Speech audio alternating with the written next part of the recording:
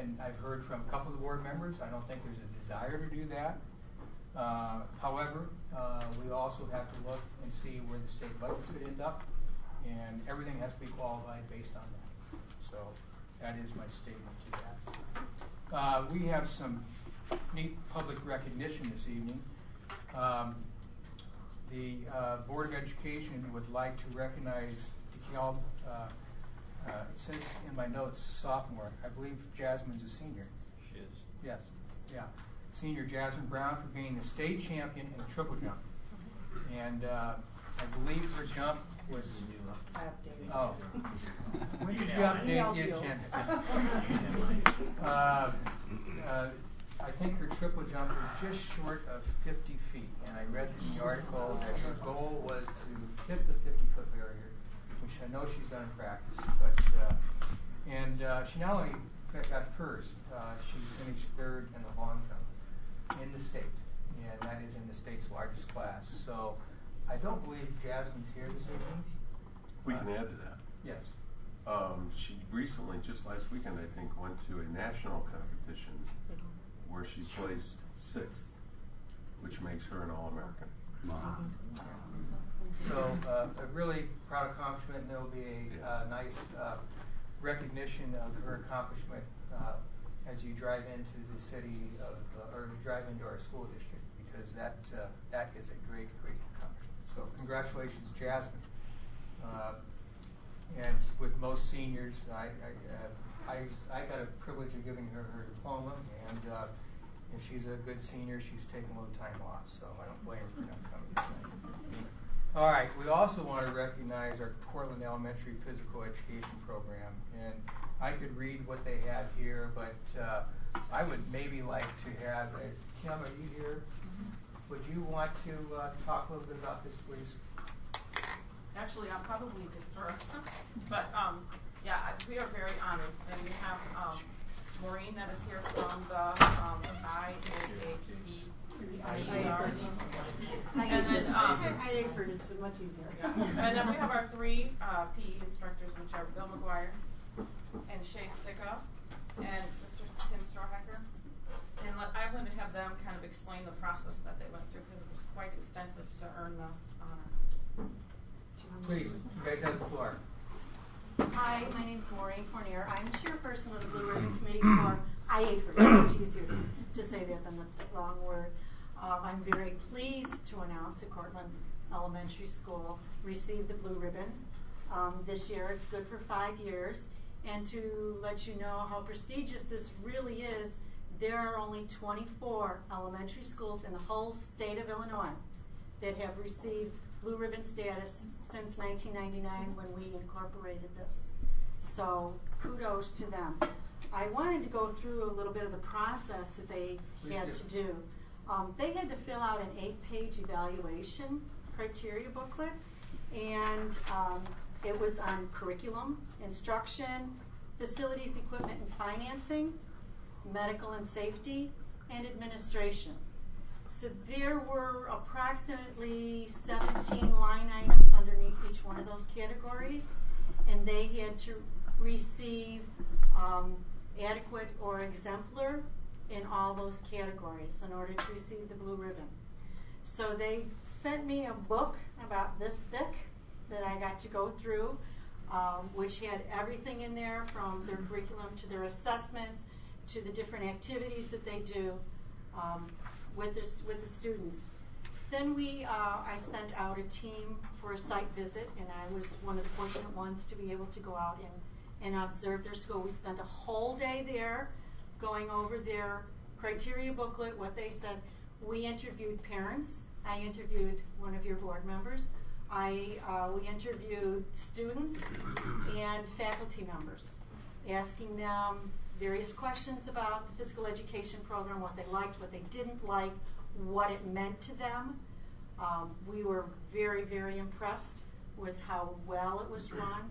We were very impressed with the things that were being taught at the elementary school level, especially the bones and the muscles. I mean, your 2nd and 3rd graders know it all. I mean, that's really kudos to these guys. They've worked very, very hard, and it's really evident.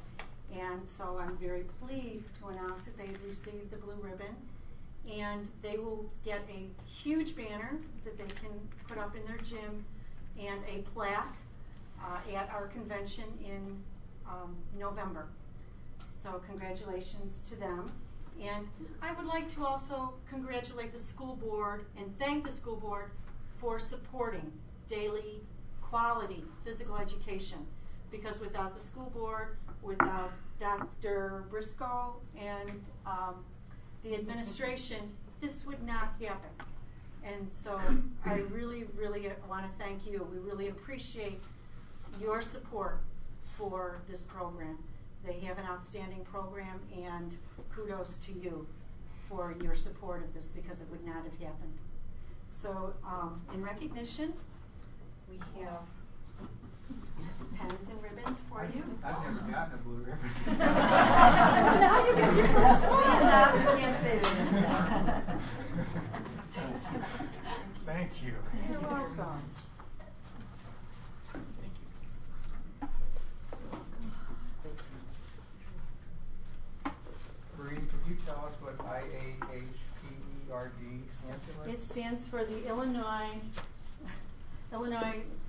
Association of Health, Physical Education, Recreation, and Dance. Very good. There we go. Very good. That's a mouthful. That's why I had Kim do the introduction. Thank you. If we could, I'd like, we don't have as big a plaque as you're probably thinking of them, but we do have a recognition here that the board would like to give you. So if Bill, Tim, and Shane would come down, we'd love to, the board would like to congratulate you and give you this plaque. I think I've read that. So they have to do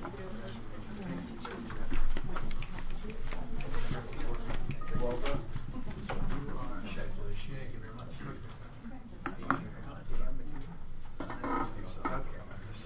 Okay.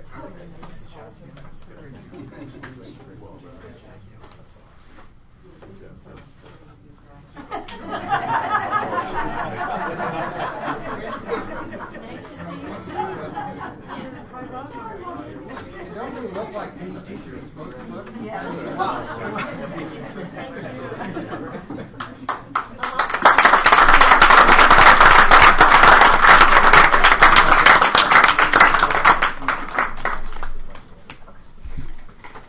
Great job. Thanks. Acceptance of gifts, and really thanks for coming today. You're quite welcome. Acceptance of gifts and donations. It's been recommended. Okay, I still have it. It's been recommended the Board of Education accept with gratitude the donation of $1,000 from the Fannie R. Wurlitzer Foundation Fund to support the Arts Midwest World Fest. Do I hear a motion? So moved. Second. Second? All in favor, say aye. Aye. Very good, thank you. Public comment.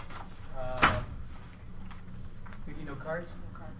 Okay, let's see. Go with that. Board committee reports and correspondence.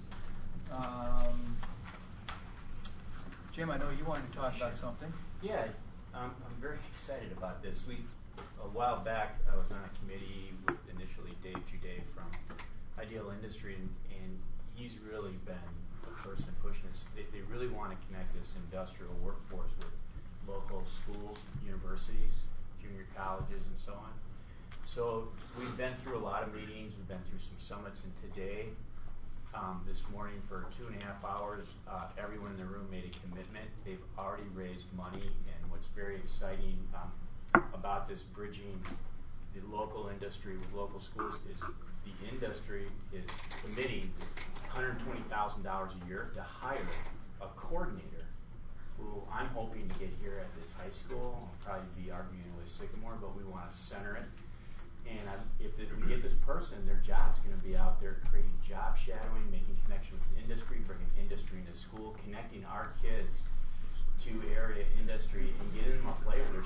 There are so many opportunities, and the pay is absolutely incredible, and there just needs to be communication. So I'm just sort of humbled to be part of this process, because I really believe this is going to evolve, and there's a huge commitment, and all the money to pay for this is being donated.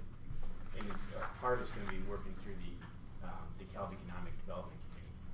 So, and some of you are part of that. So this is pretty exciting news. It's good stuff. Any other reports? Could I just mention one thing? Please. This morning I participated in a meeting. 50 community leaders from around DeKalb County came together to discuss juvenile delinquency prevention, talking about what resources currently exist in our communities and additional resources we need, and they're going to apply for funding, which I think will contribute to preventing or reducing truancy, and we're going to benefit from the efforts. And I just think that it's wonderful that so many people in the community came together to address that, and that there's going to be action taken on it. Yesterday, we had a board meeting as well, and I think it just needs to be echoed here to people that are here. The technology subcommittee that works under the curriculum department made a presentation, and it was a presentation that was, as a board member, it was really heartening to see, because it came from teachers, administrators, and it had also participation of board members and some of our administration.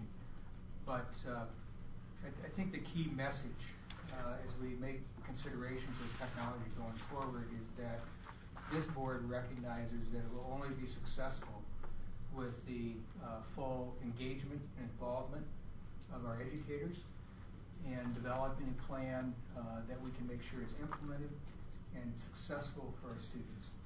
And to see the presentation that came forth with a, I would say, very enthusiastic group of teachers, right, Cindy? I think that would be right. And that are just, they can see the academic benefits for this, and they are well aware of some of the reasons why it can be successful, and also well aware of some of the pitfalls of why it can fail. And that is something that we will all work to make sure that it is successful.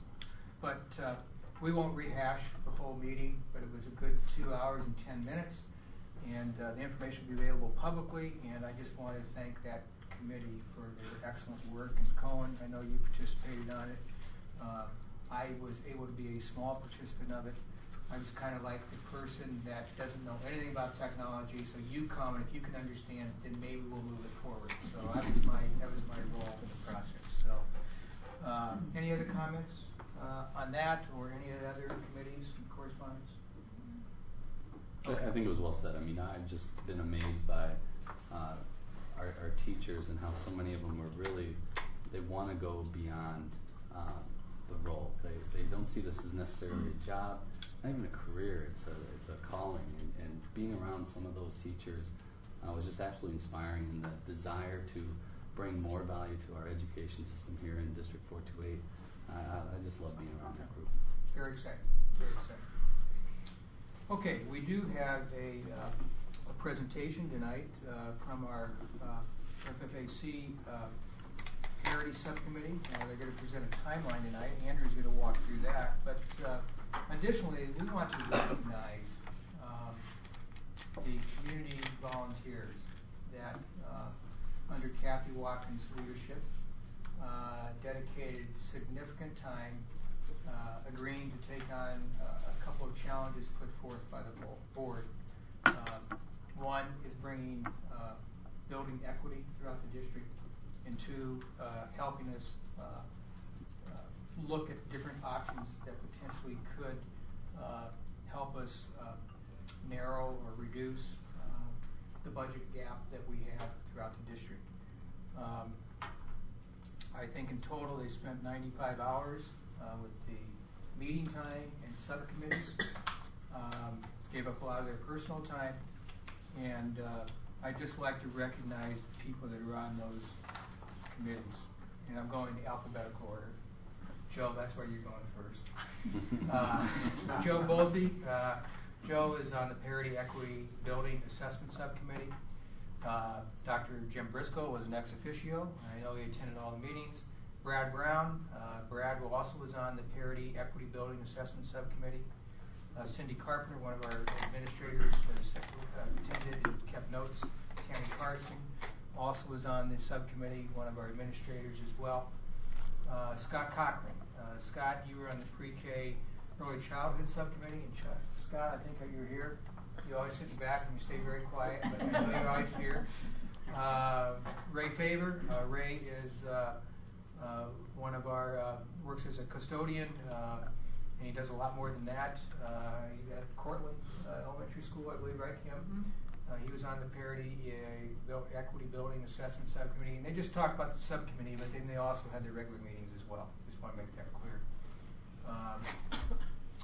Jeannie Perez, she was on the Parity Equity Building. Andrea Gorla is our Assistant Superintendent of Finance, very involved. Misty Haji Sheik, she was on, but then she resigned, I think, as she became a county board member. Michael Lord. Michael obviously was on the school board and was a participant. Carrie Malott. Carrie made a presentation 2 meetings ago on the Perry Equity Building Assessment Subcommittee. And Carrie is a regular attendee at our meetings. As not only the FFAC, but our board meetings. And Carrie, I thank you for your time. Doug Moeller. Doug is in charge of curriculum, and he was involved in the middle school scheduling subcommittee. Victoria Newport. Victoria was, I give Victoria a lot of credit. She was on the FFAC, and then she decided to run for school board. And Victoria was on the middle school subcommittee.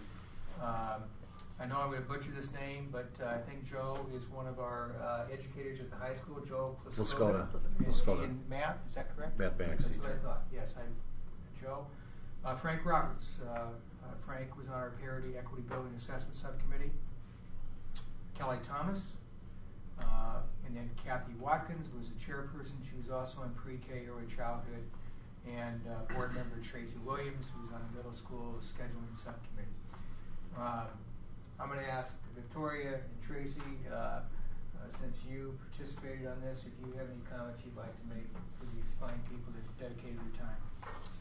Well, just real quickly, this board got to establish this group, and I not only personally thank all of you, but what isn't mentioned is how much work guys like Joe and Frank and Kathy and others did above and beyond just the meetings. They would come in with packets of information about how do we stack up in things, buildings, cost, all that sort of thing with neighboring districts and those that were most like us. And all these things were done on their time after work before meetings. And the hourly pay wasn't real good, was it, Joe?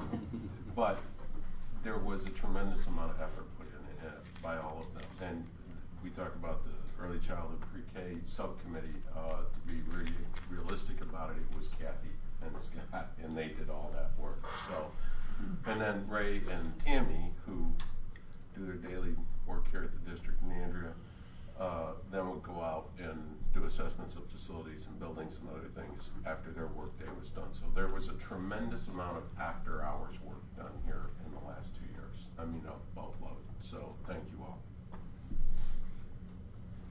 I just echo what Tracy said. Thank you to everybody. It was a lot of work, but it also was a lot of interesting things finding out about and so forth. So it was really worthwhile. It was good. Talked about a lot of different things. And this is not an exercise in futility. There's a lot of recommendations that have been made that the boards can be taking action on over the next several meetings.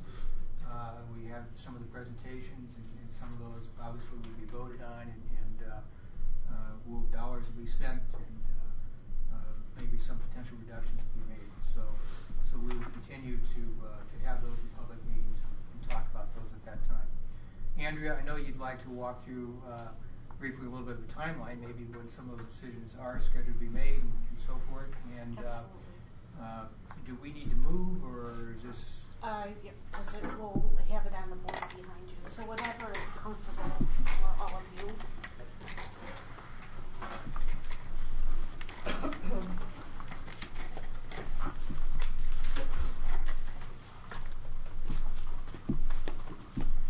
I think we need to figure out how to get a screen up there. Yeah. Put in a work order.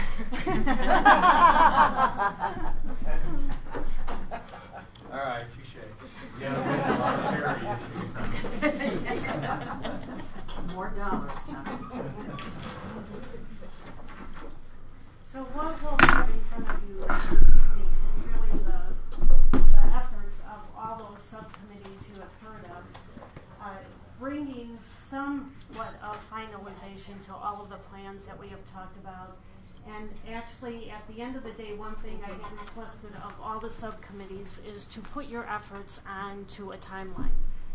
For budgeting purposes, of course, we need to anticipate when these events would be happening so that we can forecast moving forward and move these numbers into our projection model if this is something that we all agree is worthwhile. So the efforts of this and the purpose for this, as I said, is each year as we start planning for the budget or moving forward, and that is rather small. So I will talk Jamie, you shut through that other this. light off so you have Is all that that okay? helped a little bit. Well, Not much. You can't see. now I can't read. So I need to get a Just little we'll closer. talk us through it. Okay? Yeah. So the main, again, purpose behind all of this is that each year, as we start our budget process, we can put in front of the school board the timeline of this and build these into each of the budgets as we're moving forward. Now, again, the nice thing about this is we make an assessment on an annual basis whether we can move forward on these. Of course, these are things that each of the committees felt were the most important things to actually place on the timeline for serious consideration. But again, as we know, as things are so uncertain moving forward with the state and federal, these things can be moved from year to year. So the first piece that we had looked at and talked about was the pre-K EC, and that's where you'll see Cheeseboro renovation.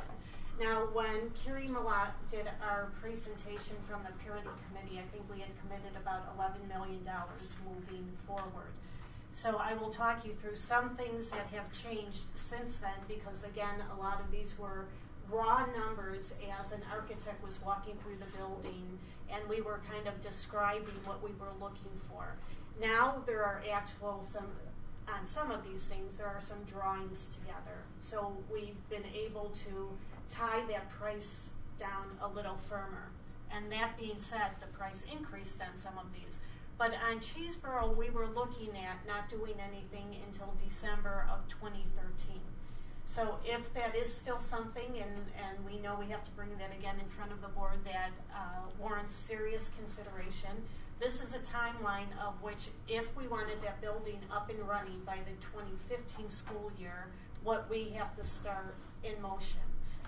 So we looked at Cheeseboro first and doing a portion of the building, and then I believe, Tammy, we have another number tied to that for a complete renovation as well.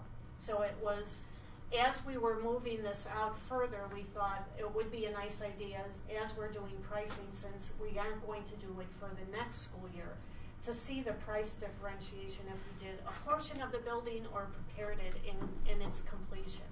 Then when we moved to the next piece, which when you look at is the June 2014, and Tammy, at any time, please chime in, as you know a lot of these details far better than I do. But we were addressing HVAC, Tyler renovation. Here's one piece that did move this up about $1 million, because we had initially thought it was about a $3 million. We actually thought it would come in closer to a $2 million when it was just in a very preliminary, before we started really looking at the full scope of work of this. Now the architect has looked at the full scope of work, has come up with a full 2-section school, and with that, the price tag does get closer to the $3 million mark. So that was a bit of a change from the previous presentation. Then again, looking at Malta, window replacement, Jefferson, some work that needs to be there on the restrooms, and then Little John, some lighting. And again, this is, as we walk through all the buildings, the priorities of the deficiencies. This again does not address all of the deficiencies, but certainly we were trying to touch each of the buildings and make the most significant change that we possibly can. Then the next component, as we drop down, is later during that year, and that would be addressing Jefferson drop-off area, the doors at Jefferson, and then Lincoln, and That's the blinds.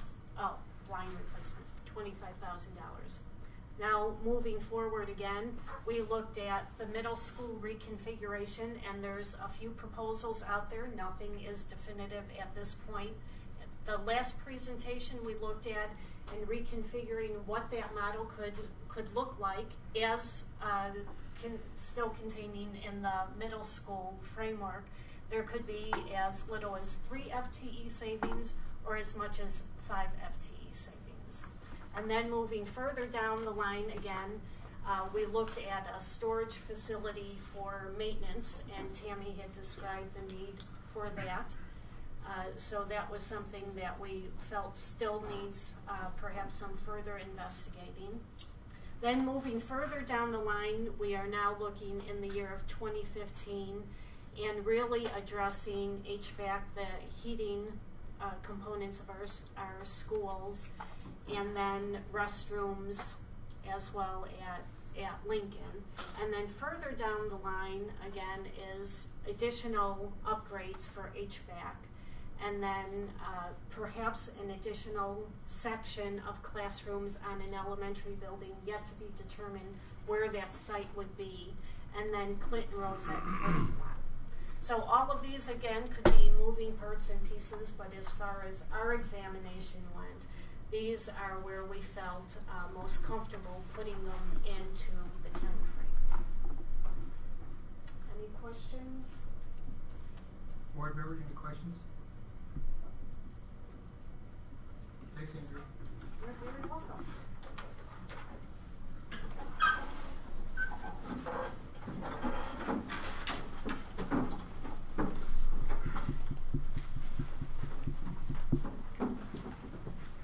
Thank you, Tina.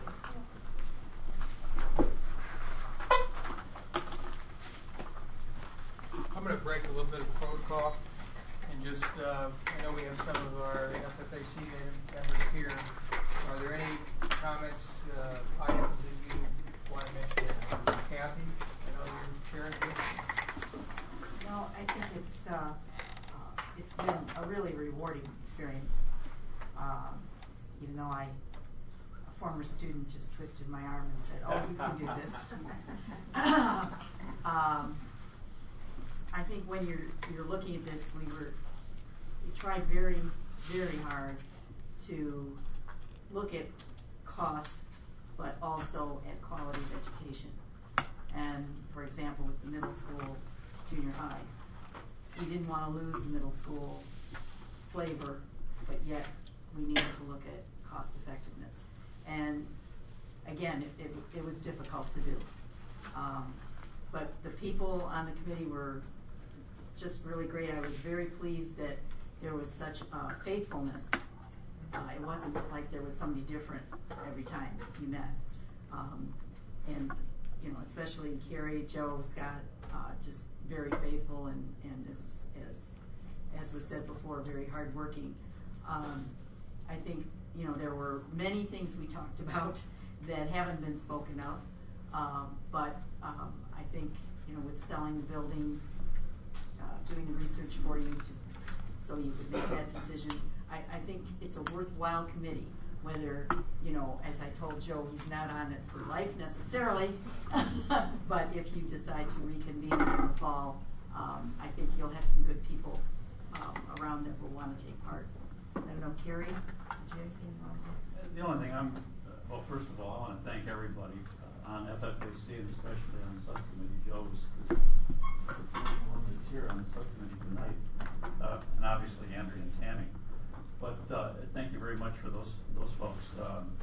Because when you get together a large group of people, or even in the case of the subcommittee, a handful of people, you always get a perspective that's a little different from each person, and that really helps to round out the advice and the suggestions that any group can bring to the board. So the FFAC as a whole is a very large group with many perspectives, and the subcommittees kind of focus in on a specific area, but you still have those various different minds working. And I think it's a great process, and I'm really glad that the board is willing to do that kind of a thing and to receive advice from the community and all different perspectives as far as backgrounds and knowledge, experience, and so on. I think the school district gets an awful lot from that. Having said that, I have one concern, and Andrea and Tammy and I had a little talk about this. When the Tyler project, for instance, went from $2 million to $3 million, I about fell out of my chair. And I was the chairman of the subcommittee. So we had our little talk, and I found out why the change, okay? And if you go back to the presentation I made on the 21st, I did point out in the caveats that these were conceptualized numbers. Right. So you can expect some change, but when there's a 50% change of a large number, that really begins to play games with your overall budget. And what I'm most concerned about looking ahead is the $2 to $4 million number that we placed on a 10-room addition to an elementary school building. What will that $2 to $4 million end up really being? So that's something I just want to point out to the full board. Keep your eyes on those large numbers. The smaller projects probably don't matter as much. Even if it's a 50% change, it doesn't kill the budget. But those big numbers, watch out for those big numbers. And again, it was conceptualized.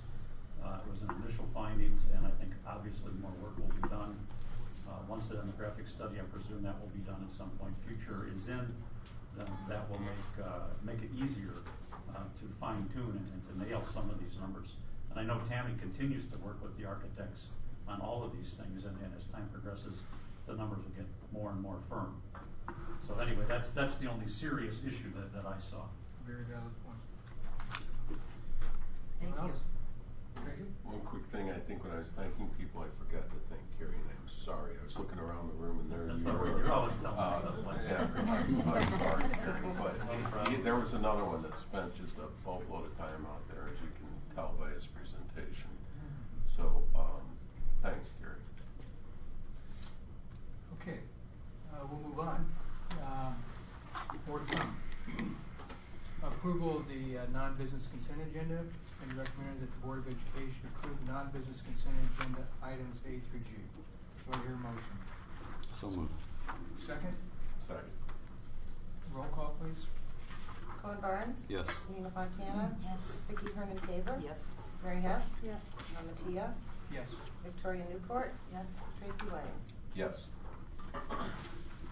Okay, in terms of the business consent agenda, it's been recommended the Board of Education approve the business consent agenda items A through E. Do I hear a motion? So moved. And moved and seconded. Any discussion? Seeing none, roll call, please. Nina Fontana? Yes. Vicki Herman Faber? Yes. Mary Hess? Yes. Matia? Yes. Victoria Newport? Yes.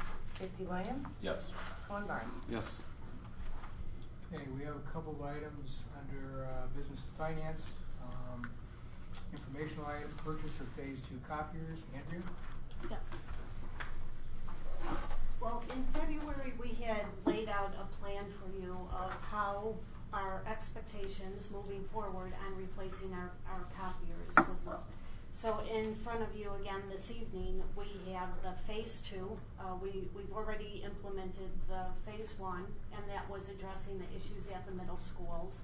And that took us to purchasing 12 new Xerox copiers. We went from Ricoh's, now we have a Xerox product out there. And the second phase now is replacement at 4 of our elementary schools, Cortland, Founders, Littlejohn, and Jefferson. So we are looking to purchase 14 additional copiers for the price of $120,259. Now, when we did this, we did go out for proposals and looked at a myriad of options for us. R.K. Dixon has been our service provider and has done a fabulous job for us, and moving forward, I believe is still doing a wonderful job. They've reconditioned our Ricos that hopefully those still keep us up and moving in our other schools until we get to the phase 3 plan of all of that. But in repricing all of this, we did get a better per click rate from them, moving us to a 0.004, and that's district-wide. So on all of our copiers, they extended that contract pricing. So that's throughout the district. Even the existing copiers at the high school are included in that. So any questions? So we'll be seeing that coming back? Yes. Is there consensus to bring that back? All right. Andrea, I think, no, Tammy, you presented it last time asphalt seal quotes for the DeKalb High School. No, this is the first time it's coming in front of the board. Oh, it's the first time it's come forward? I'm just asking for possible action tonight because of the timeline. Every 2 years, we do keep on a rotation of maintaining preventative maintenance with all of our asphalt driveways. Last year, if you remember, we did about half of our schools, and this year we're looking to do the other half. And we're doing it in a way of, because the timing is spreading it out, and different contractors will handle different schools, and we're getting multiple quotes for those. But the high school, because of the size and the timeline we have, this one is substantially higher cost than the other buildings. Because of that, we did obtain 4 quotes from various vendors ranging from the $43,900 up to $62,300. Wyatt Pavement Maintenance is actually a contractor that worked with us last year through Royer Paving on the asphalt sealing and striping last year. So we have experience with Wyatt Paving and Joe Wyatt, the owner. And so I'm bringing it in front of the board as a recommendation to move forward so that we can get these paving projects and sealing and striping done at the high school over the summer. Questions for Tammy?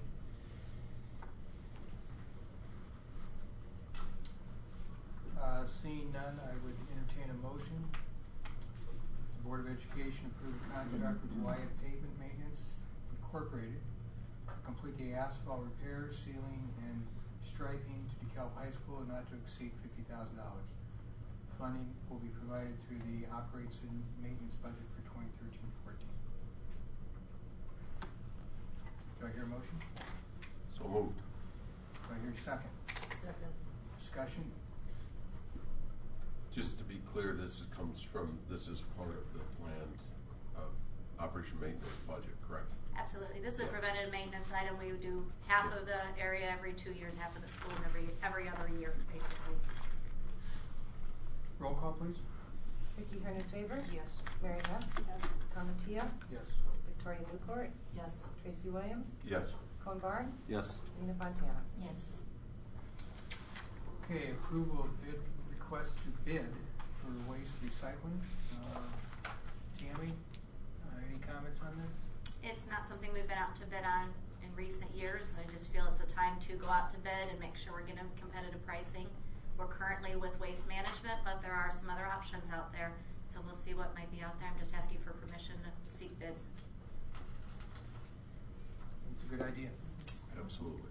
It's been recommended the Board of Education approve the administration to bid waste and recycling services for the district. Do I hear a motion? So moved. Do I hear a second? Second. Roll call. Mary Hess? Yes. Tom Mattia? Yes. Victoria Newport? Yes. Tracy Williams? Yes. Cone Barnes? Yes. Nina Fontana? Yes. Vicki Hernan Favor? Yes. Motion passes. Approval of request to bid cleaning supply services. More the same? More the same. More the same, looking at other options. We've been very happy with our vendor, but again, just looking at other options, make sure we're getting competitive pricing, as well as the support and training and other products that we do get through our current vendor. It's been recommended the Board of Education approve the administration to bid cleaning chemicals, supplies, and ongoing training support for the district. Do I hear a motion? So moved. Moved and seconded. Second.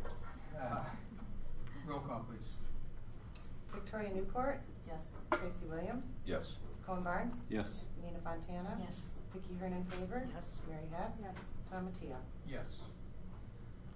The next item is something that I asked Andrea and Jim, and also recommended, I think, by a couple of our board members. I think Tracy, you were one of them as well.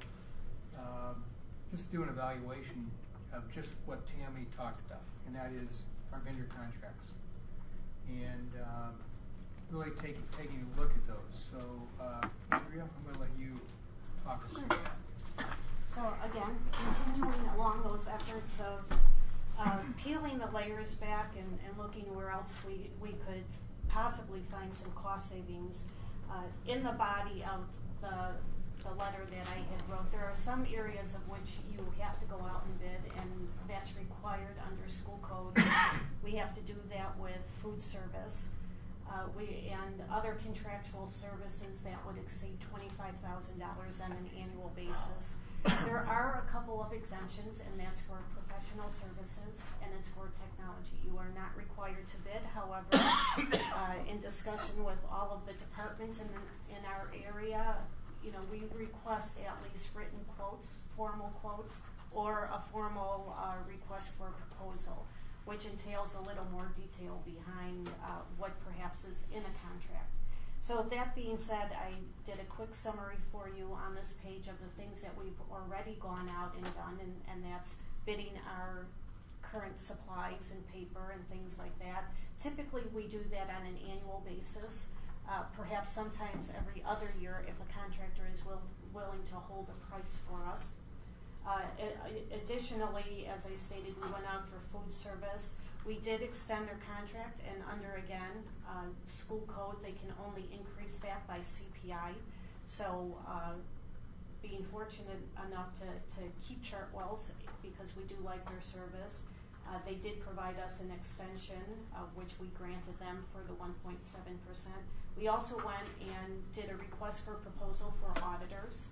And this year we do have a new audit team coming in. We've also bid out our utilities, and that we extended a 2-year contract for.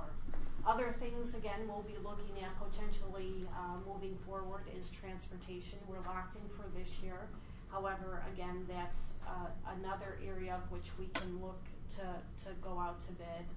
And then our insurances, through our broker, Mesro, they go out and actually go on the open market for all of our insurance coverages, health, dental, life, vision, all of that, which that was done and will be done, or currently is going under that process now. And then through CLIC, which is our district liability, and we're actually involved in a cooperative. They do the same thing on an annual basis. They go out and bid. But actually, we even looked outside of that pool, a year and a half ago, which was the first year last year, and refreshed those pricings and stayed within CLIC. The two other pieces that we haven't looked at in recent years are architects and legal. So those are two areas of which we are asking if there is any interest to go out and do formal requests for proposals for those types of services. Discussion? Questions for Andrea? I think since we're going out and looking for just proposals pretty much across the board, why wouldn't we continue that?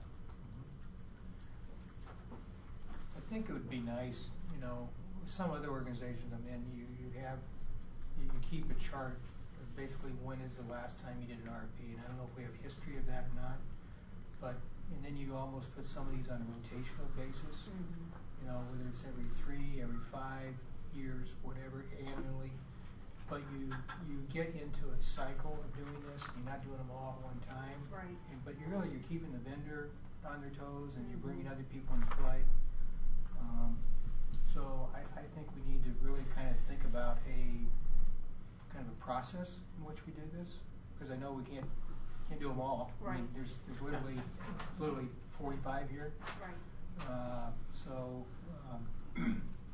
I think that's something maybe you could come back with, and if the board has certain direction on maybe ones that they have priority with, feel free to contact Andrea, myself, or Dr. Briscoe. Okay? Very good. Thank you for pulling this together.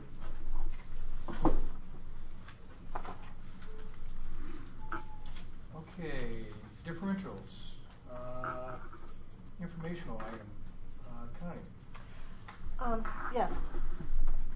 In your packet, you received a request from us just to get some more guidance from you regarding some possible differentials for next year. All of the differential assignments, which are mostly coaching and extracurricular positions, are found within the DCTA contract. 6 to 7 years ago, when there were budget cuts, the decision was made to not fill some of the differentials that were listed in the contract. Dr. Huey has kind of done an in-house audit and would like to see some of those differentials that are currently unfilled be filled the next school year. However, those are not currently worked within the budget. So that's why we're presenting this to you tonight. 3 of those differential positions are assistant swim coaches, both for the boys swim team and the girls swim team. The boys swim team is on winter and the girls swim team is for the fall. The third one is the weight room coordinator. So there's only 2 swimming. There's, yes, Yeah. right, yeah, there's, I'm sorry, did I? You said 3. Oh, I'm sorry. Well, the third, I guess the third one that is unfilled is a weight room coordinator. Right. That position is also within the DCTA contract. That is a yearly position. It is factored in by the 4 quarters. So it may not be one person doing it the entire year, but could be 4 different individuals based on the quarters. In addition to those 3, Dr. Huey approached us about adding an additional assistant band director.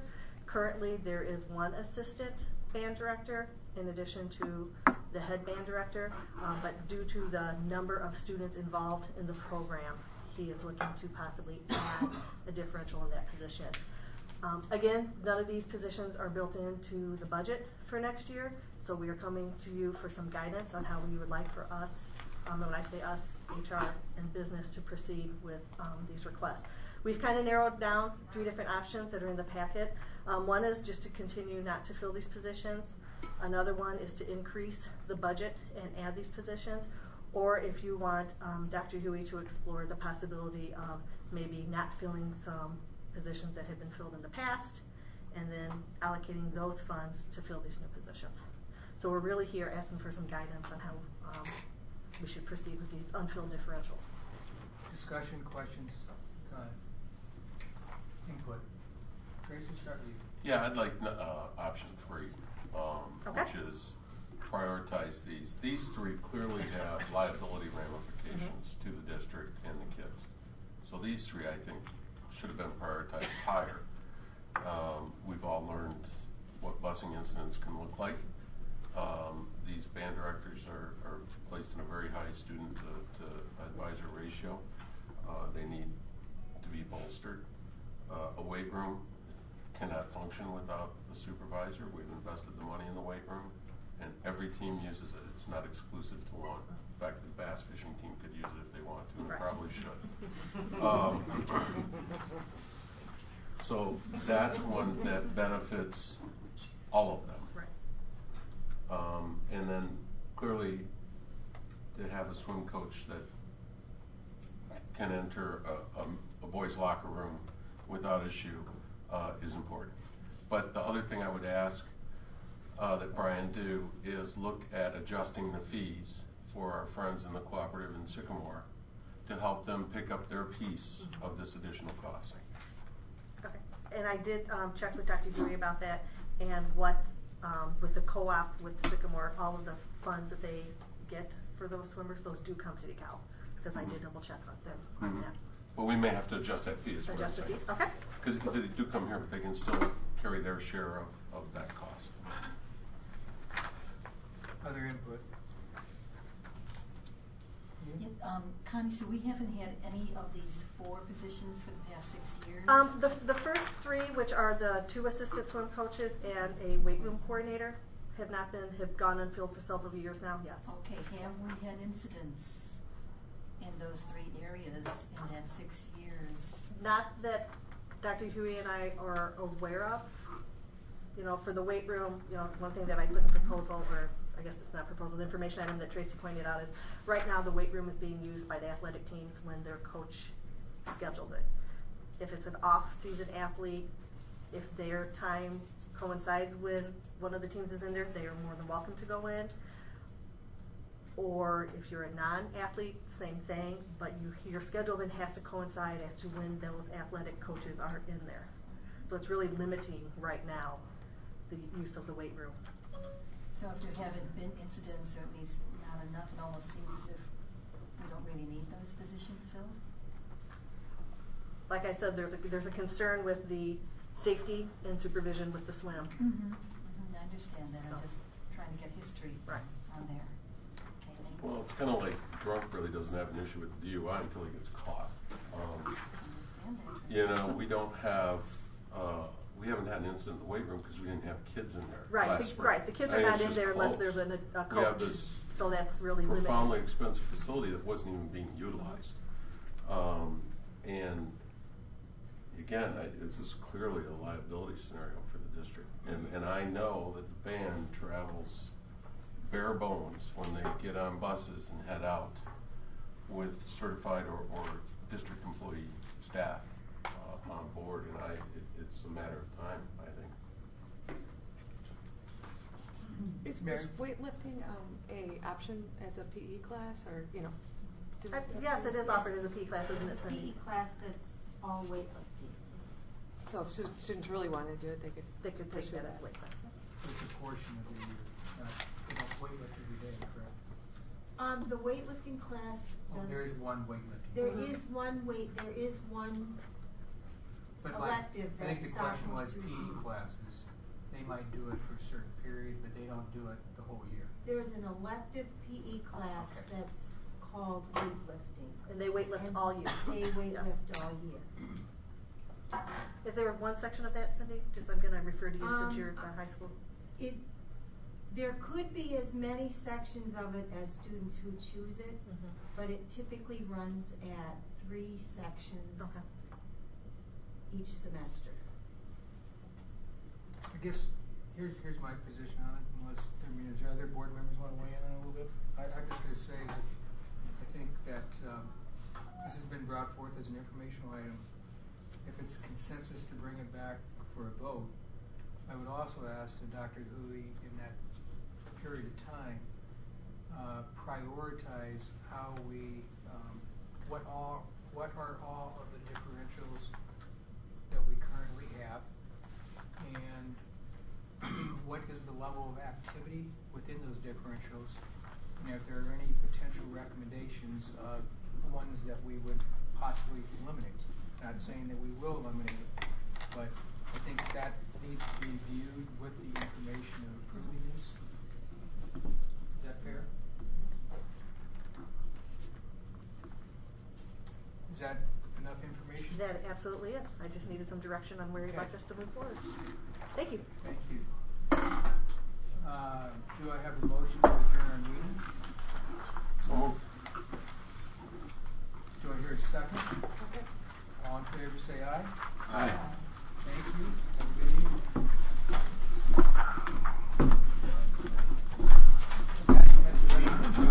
This is a record for Tom. Not crazy, but it's a record for me, okay? I'm kind of proud of myself.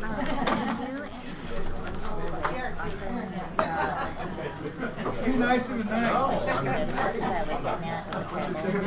Really? Whatever we get enough on, like whatever that is. Yeah, just say we're going to do it from here. Here's your lunch. I think you are doing a plan. See you Saturday. Last year was kind of hot.